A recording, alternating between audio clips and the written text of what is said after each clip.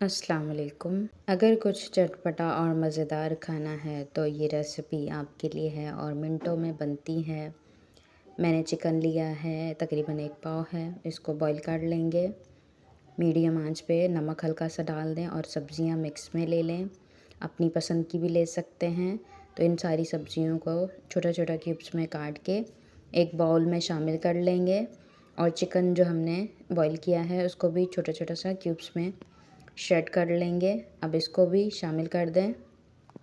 सब्ज़ियाँ और चिकन बराबर रेशो होना चाहिए, बहुत ज़्यादा सब्ज़ियाँ भी नहीं हो और बहुत ज़्यादा चिकन भी नहीं हो, तो इससे टेस्ट जो है वो बरकरार रहेगा। तो जितना चिकन हो उतनी ही सब्ज़ियाँ आपने लेनी है। अब हम इन सारी चीज़ों के अंदर केचप और मायोनीज़ को शामिल करेंगे।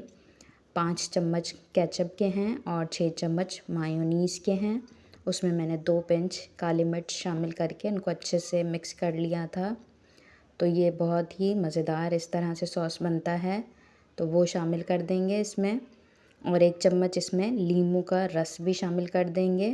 तो इससे बहुत ही ज़बरदस्त और टेस्टी सैंडविच बनेंगे। तो आपने इसी तरह से बनाने हैं। तो ये तो बच्चे माँग-माँग के खाएँगे आपसे। तो इन सारी चीज़ों को अच्छी तरह से अब हम मिक्स कर लेंगे। अब सैंडविच ब्रेड ले लें, तो उसको चारों कॉर्नर साइडों से हटा देंगे और 1 चम्मच बैटर लेके इस पे फैला दें अच्छी तरह से। चारों कॉर्नर पे अच्छी तरह से फैला के अब ऊपर से दूसरा स्लाइस रख लेंगे। अब उसको प्रेस कर लें ताकि ये आपस में जुड़ जाएँ। हल्के हाथ से प्रेस करना है ताकि ब्रेड दब ना जाए। तो अब इनको हम हल्के हाथ से हल्का सा दबा के और तेज़ छुरी से काट लेंगे ताकि ये टूटे ना कहीं से। तो इस तरह से बहुत ही आसानी से आप घर पे बना सकते हैं, बेकरी को भूल जाएंगे ये सैंडविच बनाएंगे तो।